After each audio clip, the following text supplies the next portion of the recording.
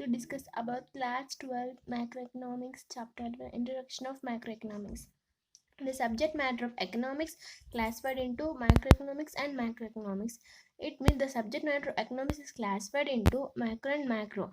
First of all, meaning of macroeconomics: the study of aggregate covering the entire economy, such as the general employment, general level, wage level, aggregate demand and supply. Macroeconomics, the study of aggregate coverage, means it may be a macroeconomics is study in all of the country, not individual of the country. Difference between macro and macroeconomics. Macroeconomics is mainly covered with the study of the individual behavior of economic agents such as a firm, an industry, a consumer, household unit, etc. It means macroeconomics only study individual part of the economy. It means consumer, household, etc. It only study individual part of the economy, only individual interest. But macroeconomics tries to address situation facing the economy as a whole, such as aggregate demand and supply, national income, general employment, etc. It means macroeconomics studies the country as a whole. Difference, it only studies a single individuals of the country, but it studies whole of the country. Next one, in macroeconomics, each individual economic agent thinks about its own interest and welfare and their personal satisfaction. It means in the microeconomics, only interest of welfare, personal interest only think about. In macroeconomics, different individual economic agents and their aim is to get maximum welfare of the country. It means in this we only individual only get salary to they why they will do job to get salary and personal satisfaction. But in this, no more self interest, only welfare of the country. Next, macroeconomic studies the partial equilibrium in the economy, such as a consumer equilibrium, a producer equilibrium of a particular firm, etc. It means microeconomic studies only the equilibrium, particular partial equilibrium. It means when there's a consumer equilibrium, producer equilibrium, etc. Macroeconomic studies the general equilibrium and the economy, such as equilibrium, the general price level, etc.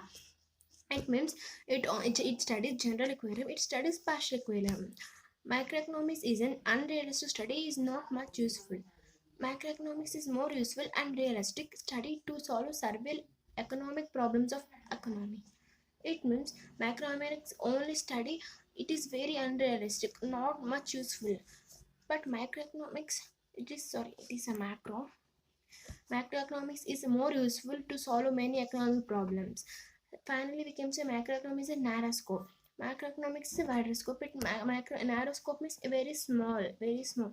It means wider scope. It is very big.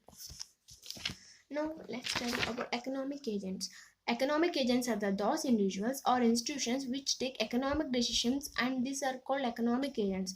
Who take economic decisions called economic. Example: consumers, producers, and next one is government and corporation. First one, consumers. Consumers, what we will do? Consumers who decide what and how much to consume. They decide. Consumers what should buy and how much to buy, because they need, right, they need how much they need to buy. Producers of goods and services who decide what and how much to produce. It means producers, consumers buying more means they produce more. It means they less. Third one is government, corporation, and banks, etc. Government, corporation, banks, which also take different economic decisions, like how much to spend, what interest to be charged on the credits, how much to be taxed, etc. Government also take how much to spend, how much to charge on the credit, they give loans, right? They all important decision makers. Third one is emergence of macroeconomics. Now, emergence of macroeconomics. Macroeconomics is a separate branch of economics emerged after the British economist John Maynard published a celebrated book, The General Theory of Employment, in 1936. It means the John Maynard is the British economist. He introduced the general theory of employment. This is one of the book he wrote. In the 1930s, he published this book. What it contained? It means the dominant thinking in economics before Nice was that all the laborers who are working at their full capacity. This school of thought is known as the classical thought. It means when worker are working willing to work, they will provide work and factors are well with full capacity. Then the school is called classical thought. However, the Great Depression is 1929 and the subsequent years saw the output and employment levels in the countries of Europe and North America fall by huge amount. It affected other countries of the world as well. Demand for goods in the market was low. Many factories were lying idle. Workers were thrown out of jobs.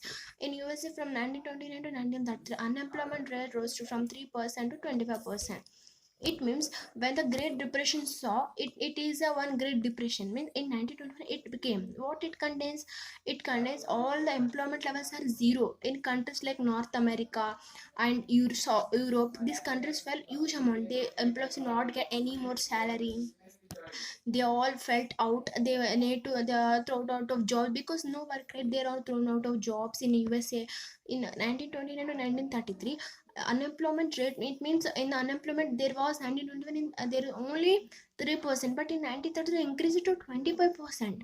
25% means how much increased, right? It is next.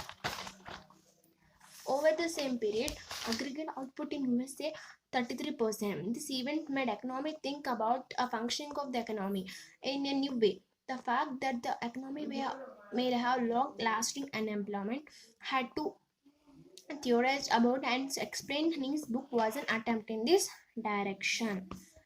It means over the same period, aggregate demand output in USA 33 in USA also same. Unemployment rose to 33%.